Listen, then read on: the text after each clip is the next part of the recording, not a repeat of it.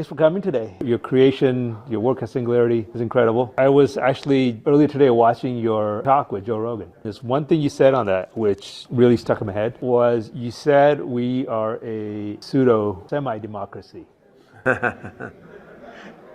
Do you remember that? No, but it sounds like something I would say. Yeah. I mean, a pure democracy is very, very hard beyond like a few hundred people, right? So I mean, it's a big challenge. Indeed, between the oligopoly of most major industries and then regulatory capture of government regulations by big companies in different domains, there's a lot of oligarchy going on in the USA. I mean, you can't say it's worse than other big, powerful countries on the planet, though, right? I mean, you could look at like Iceland is a more pure and smoothly operating democracy, but it's like it's 200,000 people. About 300,000 people from one culture and one historical background, right? So I mean, U.S. isn't doing a bad job by global standards if you consider, I mean, the other two major world powers are like fascist autocracies, right? Yeah.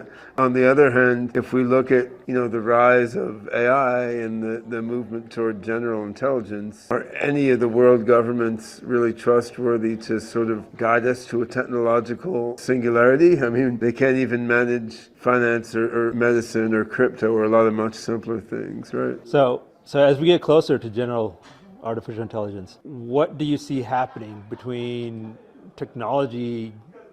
It's clearly going faster than the politics can keep up with it. So absolutely. So where do you see this headed? Well, my hope is that AI and then AGI, artificial general intelligence, they can think generally like people, and then superintelligence, which is beyond the human level. My hope is this can emerge more like the internet or the Linux operating system, which have been de facto sort of global, decentralized, and not that heavily regulated, and not that fully captured by big companies either, just because of the peer-to-peer decentralized nature of what they are, right? So the hope is that AI will rise up in that way, and there's certainly reasonable hope in that direction. I mean, AI runs on open source still, and the research underlying AI is in openly published research, right? So we've got some positive movement in that direction. I think you and I have a lot in common. You're saying exactly what I've been preaching for, ever since Elon Musk said we need to regulate AI. Yeah, well, I've been preaching this since the 80s, right? So, I mean, for a number of us who've been in the AI field a long time, we've been anticipating, this moment would come, and now we're like, wow, finally people are starting to see some of what we've been looking at for a long time. Like people are starting to take seriously the potential that AI has. Yes, agreed 100% in that. I like your example, your analogy to AI with Linux. And there was a time, I'm old enough to remember the 90s, the operating system wars, and the Microsoft was a big evil. And now today everything's switched over to Linux, and it's decentralized, it's democratized. When you remember then people saying open source couldn't work, you had this argument with many people. They're like, well, people need to get paid for their work and they need to own stuff. And in the end, people do get paid to work open source. They make a lot of money starting companies based on open source. And the conflict people thought was there wasn't actually there. So I think the same thing can happen with a lot of the hand-wringing about AI. People are confused by anything that's different, but in the end, you can have open source code, you can have decentralized blockchain-based networks running the live AI code, you can compensate people fairly for the data they contribute to train the AI, and it's different than legacy business models, and it is hard for governments to regulate, but it can still work. It's just a new thing. I think it's an advantage because if governments aren't regulating it, then you're not creating monopolies. I believe monopolies are created due to regulation, not in spite of regulation. Well, some monopolies are created due to regulation. I don't think Google's search monopoly was created due to regulation in particular. That was created through network effects and then, permitted by the deletion of antitrust by U.S. government. I mean, clearly monopolies in things like mobile phones, airlines are created in the end by regulation, right? So it's been a complex co-evolution of government and industry, and they're almost inseparable now. But, as AI advances, that can upend everything in the same way that the internet did, but even more so, right? Yeah. So, just like Google and Facebook and all this got rid of Honeywell and Wang and all the mainframe and digital, all the computer companies from the 70s and 80s, right? In the same way, as AI gets smarter and smarter, it could quite rapidly disrupt the current, apparently unassailable business behemoths. And if the next big breakthroughs to AI were to happen in the context of decentralized networks, then suddenly you could find it's decentralized networks that are dominating the world economy. And the whole idea of decentralized AI eliminates the whole, the average person watching this is thinking about the Terminator, thinking about AI taking away their jobs, taking away their lives. But if it's decentralized AI and AI is in the hands of everyone, everyone who's capable of understanding it, you have so many eyeballs on the code, on the data, right? And it's self-correcting that way. Yeah, I lived in Asia and Hong Kong for 10 years. And my wife is mainland Chinese, so I got to know the Asian perspective on AI fairly well. What I found is in China, in Korea, in Japan, most people assume AI will be helpful to people and will cooperate with people as it evolves. In the US, it seems people are worried about AI killing them and taking their jobs. And this says more about the American mentality than it does about the AI itself, I think. And the truth is, there's a wide variety of AIs that we could build, right? Just like there's a lot of different animals. You could build a jaguar, a lion, you could build a rabbit, you could build a dolphin, right? So, we can engineer an AI and we can teach an AI to be kind and compassionate to people and create abundance for humanity as well as abundance for itself in the ways that it can appreciate. Or we could create AIs that oppress and exploit people, and both of these things are possible, and it's somewhat in the hands of humanity to decide which kinds of AI to build, right? And I think that it's both good and bad, right? Because humanity has a good and bad side, but there's certainly a lot of reason for hope when you look at the positive possibilities for what we could do. Well, I think if it's as decentralized as possible and if the control is in the hands of as many different people as possible, you would think that would lead into the direction of a good AI. It would seem to be the case. While people do a lot of nasty things, on the whole, if you look at all the bad things that could be done with bioweapons, with briefcase nukes and whatnot, the amount of actual nasty terrorist activity that happens is quite small compared to what would be possible, right? Because most people with science and technology savvy actually don't want to kill a lot of people. There are more people that want to use advanced technology to help people, right? And I think that will be the case, as AI matures as well. Not that nothing bad will happen, but on the whole, there's more people willing to band together to do good things than nasty things, right? And that is not an absolute guarantee, but I think seems to be the direction things are going in. Like right now, on the whole, there's a lot of AI products that are helping us and making our lives better. There's also AI-controlled drones blowing up innocent people, right? So it's not all good, but there's a lot of positive and useful AI out there, and I think we're going to see more and more. But yet, decentralized networks give greater robustness. I think it bring more of the diversity of human insight into shaping the AI mind as it grows, which seems like it should be for the best. And I think, those AI-powered drones blowing up innocent people, ultimately there's bad governments behind those drones. So it still boils down to... There are bad governments behind those drones, and those bad governments are mostly operated by good people, which complicates things, right? So there's sort of toxic modes of organization. And what we don't want is for these toxic modes of organization to shape the mind of the AI. Right? So tell us a little bit about your life. How did you get into AI? What's your background? Where did you grow up? I was born in Rio de Janeiro in Brazil to American parents and grew up in Oregon, then in the Philadelphia area. And my father was a sociology PhD. My grandfather was a physicist. So I sort of grew up around science. And I got a math PhD when I was, 21, so I went through school quite quite rapidly. But I've been interested in AI since I was a young child and saw AI robots in the original Star Trek, right? And I could see from the early 70s when I started plunging into science fiction, I could see that within my lifetime, building machines smarter than people was probably going to happen. It seemed like that's an important thing to do. Like if you make a machine smarter than people, that likes people, that will solve every other problem for you, right? So I've been working toward this for many decades. Now we're at a juncture in history where things are moving very fast in AI. A lot of the ideas that many of us have been working on a long time are finally coming to practical realization, which is super exciting, but it also means like, now the race to real AI is on, and now is when we have to be careful to make sure it comes out well. Like I'm a huge optimist that ultimately when we get to thinking machines that can really think like people and even better, they're going to be beneficially oriented toward us, just like, I'm beneficially oriented toward other animals on the planet. I mean, I'm smarter than a squirrel.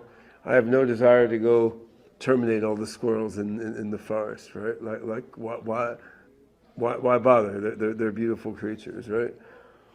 So I'm an optimist about the ultimate outcome of a technological singularity. The path to that ultimate beneficial outcome may be more or less difficult depending on the choices that we take. Like if AI can do most of the jobs that people are doing now, then, in the end game, okay, the AI can just send a drone to everyone's house with a nano assembler that will print any object you want. I mean, and all is good, right? But what happens in the transitional phase there, right? So maybe in the US, everyone gets a universal basic income or something. Who gives universal basic income in the Central African Republic, right? It's not very obvious, right? So there could be a lot of complicated things happening en route from here to an ultimate beneficial outcome, even if the ultimate outcome is beneficial rather than bad, right? And as we started out talking about, our current government systems have a hard time dealing with very simple things. Like many states in the U.S., people are going to jail for 10 years for smoking weed or something, right? Which is ridiculous and makes no sense. And we still haven't managed to put a regulatory framework in place for cryptocurrencies, right? I mean, so things that are very simple compared to human-level thinking machines, our governments just struggle with because they're slow-moving and archaic in their way of thinking, right? So there's certainly, even if you're optimistic in the medium term, like 10 or 15 years from now, what happens 5 years from now as AI gets smarter and smarter, like smart enough to eliminate a lot of jobs, but not yet smart enough to effortlessly create abundance for all? Exactly. But see, that's where I see it a little differently.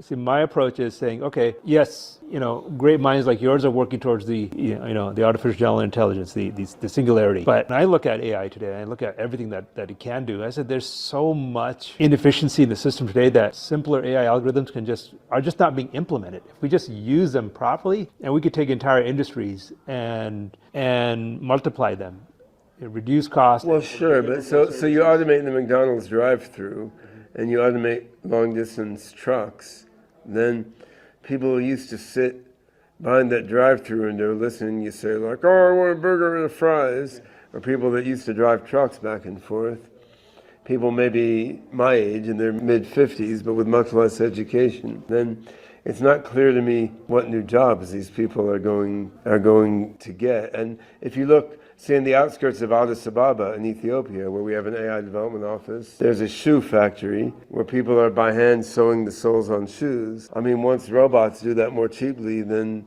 Ethiopian manual laborers, it's not clear what jobs these people currently assembling shoes in the factory have. I mean, they can go back to their family farm and do subsistence farming, right? So, I mean, I think in the big picture, 10 or 20 years is instantaneous, right? So, yeah, in the big picture, AI will eliminate jobs and it will create abundance, and all will be well. If there's 5 years when for certain sectors of society, jobs have been eliminated but abundance hasn't been created yet, then a few years without a job is very troublesome to Yeah. to many See, people. I think right? that's where perhaps my view is skewed because of the industry that I'm in. So And you're not living in Addis Ababa or Kigali. well, I mean, put it this way, because I'm in financial services, right? And so by applying AI to financial services means the average the shoemaker can get that money cheaper and faster, that he can go and spend that money to whatever he needs. So when you apply AI to financial services, it's like an immediate boost in the arm for the economy. Sure. So how many loans do you make to, say, Bahadr in northern Ethiopia? Well, we're U.S. financial services. Yeah.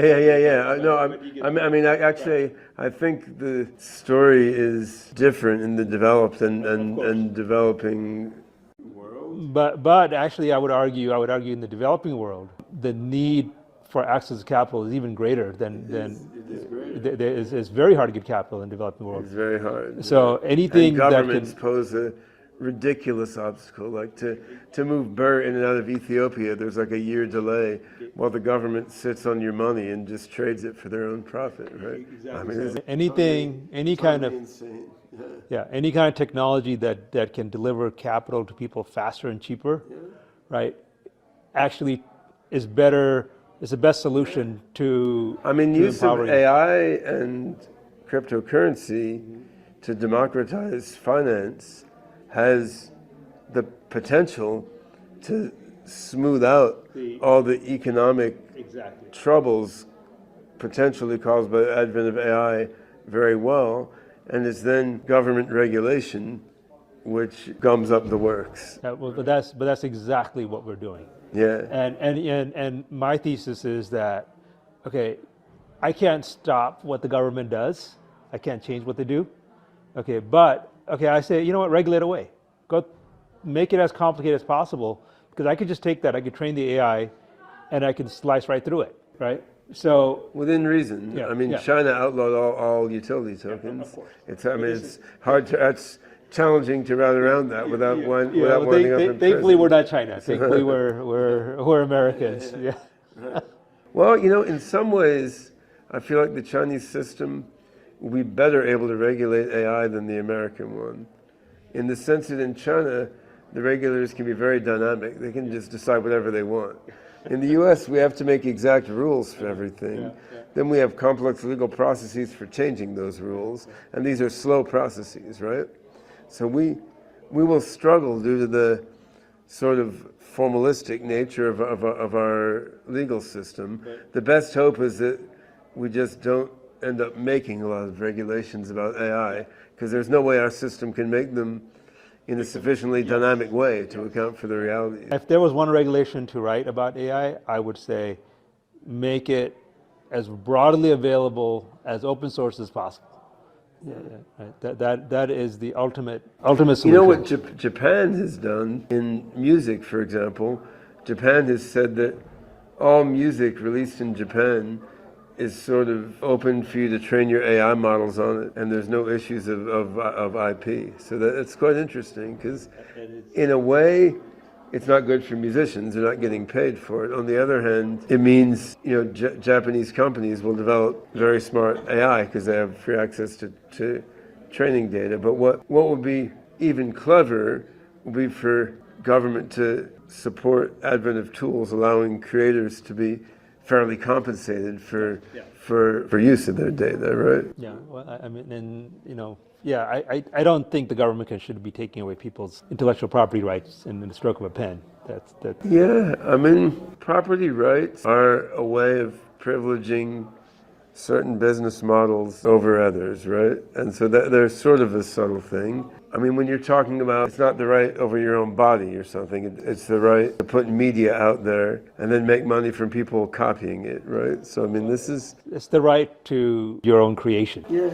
It's the right to certain organization of information. Right? So I think these notions of property right are going to evolve complexly as AI develops. But again, smart contracts and blockchain give a lot of interesting... That solves a lot of problems. A lot of interesting flexibility here if they're allowed to be used in a flexible way. And part of the complexity is caused by regulatory capture, right? So, I mean, in music, record companies, streaming services, they very much like the current IP regimen, right? Because they've adapted business models to make a lot of money from them. Yeah.